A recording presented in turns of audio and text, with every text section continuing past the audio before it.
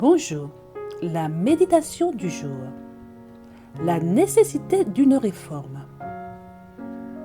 Mais maintenant, étant affranchi du péché et devenu esclave de Dieu, vous avez pour fruit la sainteté et pour fin la vie éternelle.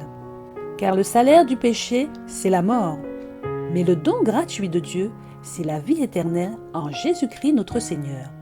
Romains 6, versets 22-23. Paul sentait qu'il fallait obéir aux exigences de Dieu et éviter ses jugements. Comme Paul, nous devons faire tous nos efforts pour obtenir la couronne de vie qui apporte à chaque vainqueur un honneur éternel. Nous ne devons pas nous contenter de mener une existence inutile. Qu'est-ce que l'humilité? C'est le sentiment de péché et d'insignifiance qui nous conduit à la repentance. Mais avant de ressentir le besoin de nous soigner, nous devons être convaincus de la gravité d'une maladie. Ceux qui ne se rendent pas compte que le péché est criminel ne peuvent pas apprécier la valeur de l'expiation et comprendre à quel point il est indispensable d'être lavé de tout péché.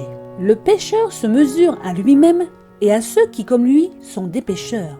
Il ne considère pas la pureté et la sainteté de Dieu.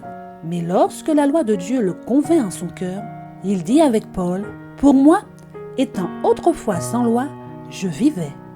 Mais quand le commandement vint, le péché reprit vie, et moi, je mourus. » Dieu a créé l'homme pour sa gloire. Il ne veut ni ne peut tolérer la présence du péché dans son royaume. S'il y a dans l'Église des personnes qui pêchent volontairement contre Dieu, tous les moyens possibles devraient être mis en œuvre pour les amener à la repentance. Sinon, le nom de Dieu est déshonoré. Il est trop pur pour considérer l'iniquité d'un œil favorable. Les églises d'aujourd'hui auraient tendance à considérer le péché d'Adam comme une simple erreur, devant être pardonnée une fois pour toutes et oubliée. Mais les principes divins sont élevés et sa parole immuable. Il a en abomination toutes les pratiques égoïstes, teintées de convoitise. Les cœurs des croyants doivent être purifiés, sanctifiés, raffinés, ennoblis. Levez les yeux, mes frères. L'Évangile a-t-il perdu son pouvoir agissant sur les cœurs? Est-ce parce que l'influence régénératrice de l'Esprit du Christ a disparu que les cœurs ne sont pas purifiés, sanctifiés et préparés pour recevoir le Saint-Esprit? Non, l'épée de l'Esprit, la parole du Dieu vivant, est encore avec nous, mais elle doit être brandie avec vigueur. Utilisons-la comme le firent les saints de Dieu dans le passé. Par sa puissance vivante et stimulante, elle ouvrira son chemin jusqu'à nos cœurs. Le Seigneur réclame une réforme dans nos rangs.